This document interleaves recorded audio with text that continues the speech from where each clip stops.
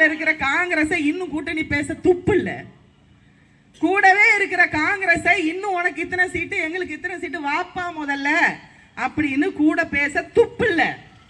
இவங்க இந்திய கூட்டணின்னு சொல்லி பீகாருக்கு ஓடினாரு நம்ம முதலமைச்சர், அங்க ஓடினாரு இங்க ஓடினாரு இந்த காங்கிரஸ் கட்சிக்காக. கடைசியில தன்னுடைய சொந்த மாநிலத்துல தான் முதலமைச்சரா இருக்கும் போதே அந்த காங்கிரஸ் கூட்டணியை கூப்பிட்டு பேசி முடிக்கிறதுக்கு தகுதியற்ற திறனற்ற ஒரு முதலமைச்சர்.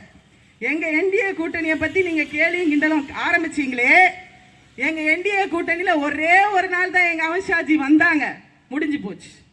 ஒரே ஒரு நாள் தான் வந்தாங்க அமித்ஷாஜி, முடிஞ்சு போச்சு. முடியவே முடியாதுன்னு இருந்தது ஒரே இரவுல முடிஞ்சு போச்சு, அவ்வளவுதான். இதுல எந்த மிரட்டலோ உருட்டலோ கிடையாது. பாரதிய ஜனதா கட்சி என்றால் சொன்னதை செய்யும் கட்சி, அவ்வளவுதான். பாரதிய ஜனதா கட்சி என்றால் செயல்மிகு கட்சி, திறமையான கட்சி, திறமையானவர்களை கொண்ட கட்சி, உறுதியான கட்சி. இதை மக்கள் நம்புகிறார்கள். மத்தியில் ஆளுகின்ற ஆட்சியை பாருங்கள். இந்த ஆட்சி தமிழகத்தில் வேண்டாமா? பிரதமர் மோடி அவர்கள் வெளிநாடுகளில் செல்லும் பொழுது தமிழக மக்களுக்கு கிடைக்கிற பெருமையை பாருங்கள், இந்திய மக்களுக்கு கிடைக்கிற பெருமையை பாருங்கள். ஒவ்வொரு ஏர்போர்ட்லயும் அந்த பிரைம் மினிஸ்டர் பயப்படுறாரு. ஐயோ மோடி வந்துட்டாருப்பா, தமிழ்நாட்டுக்காரங்களாம் ஒண்ணு சேர்ந்துட்டாங்கப்பா, இந்தியாக்காரங்களாம் ஒண்ணு சேர்ந்துட்டாங்கப்பா, அவ்வளோ கத்துறாங்கப்பா, அவ்வளோ பவர்ஃபுல் மேன். உலக அளவில் இன்றைக்கு பவர்ஃபுல் மேனாக சுத்தி வருகிறார் எங்களுடைய மோடி ஐயா அவர்கள். முன்னாடிலாம் ராமேஸ்வரத்துல போனா அங்க மீனவர்களை இப்படி பண்ணிட்டாங்க அப்படி பண்ணிட்டாங்க, பாராளுமன்றத்தில் நாங்க இருக்கும்போது எந்திரிச்சு குமுறி குமுறி குமுறி குமுறி கத்துவாங்க. எங்கேயாவது ஒரு தமிழக மீனவனை சுட்டு விட்டார்கள், செத்து விட்டான் என்று கேள்விப்பட்டீர்களா?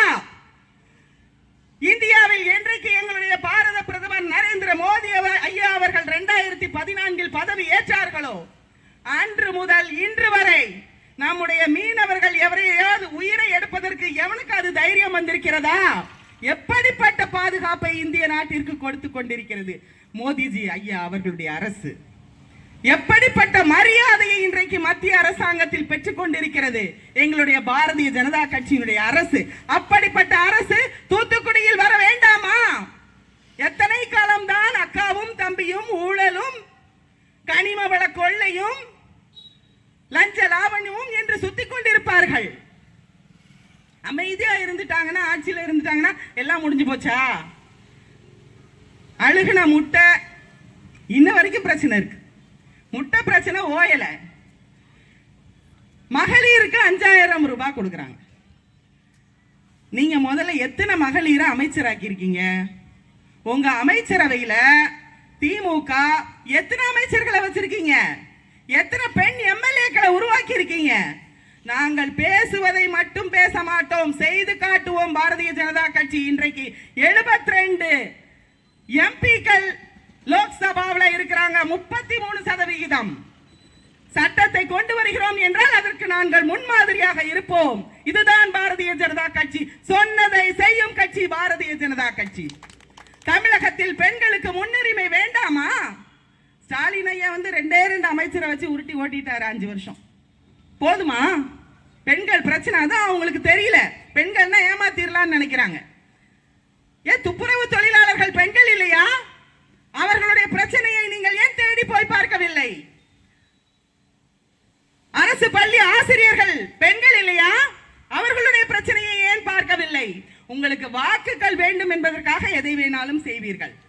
நீங்கள் மாதம் 1000 ரூபாய் கொடுப்போம் என்று பொய் வாக்குறுதி கொடுத்துவிட்டு 27 மாசம் நிறைவேற்றல அந்த வாக்குறுதியை. அப்ப 27000 பெண்டிங் இருக்கு. பெண்களே, திமுக அரசாங்கம் 27000 பெண்டிங் தர வேண்டிய இடத்துல 5000 ரூபாய் தந்து உங்களை ஏமாத்தியாச்சு. அதனால அதுக்கு வாக்களிக்காதீங்க. சொன்ன வாக்குறுதியை நிறைவேற்றாம 18000 பட்ட போட்ட இந்த திமுக அரசாங்கத்திற்கு வருகின்ற தேர்தலில் பட்டை நாமமிட்டு வெளியே துரத்த வேண்டும் பெண்கள். தமிழ் எதுக்கு எடுத்தாலும் தமிழை கொண்டு வந்துருவாங்க.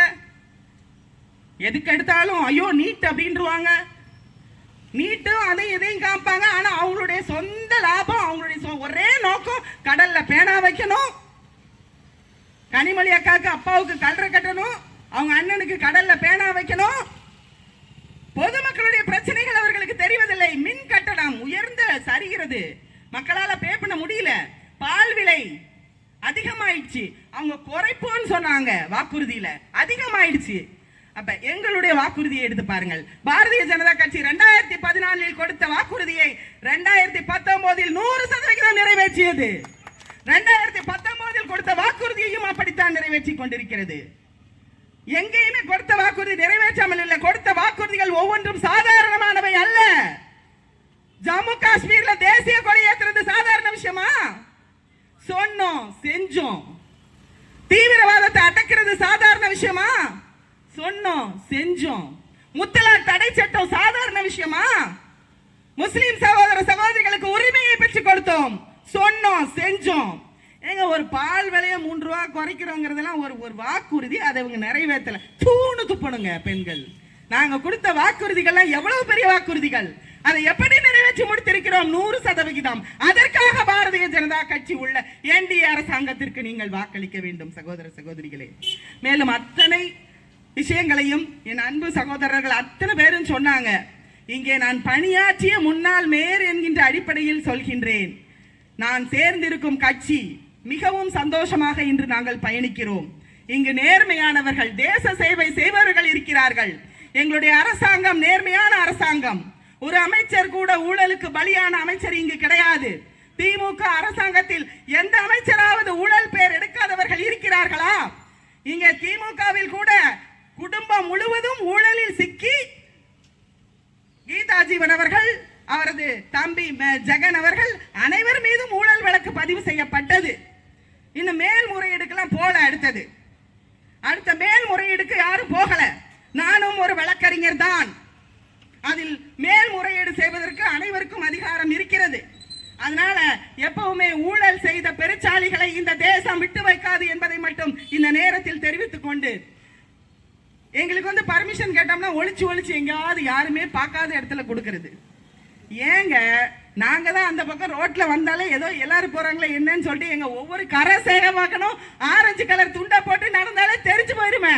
நீங்க கொடுக்கலன்னா கூட அங்க இருந்து இங்க வரைக்கும் தெரியுமே. அதனால மறுபடியும் ஒரே ஒரு விஷயம்தான். எப்படி நாங்கள் செங்கோட்டையை பிடித்தோமோ அதே போல சென்ட் ஜார்ஜ் கோட்டையை என்டிஏ அலங்கரிக்க போகிறது என்பதை இந்த நேரத்தில் தெரிவித்து விடைபெறுகிறேன். நன்றி, வணக்கம்.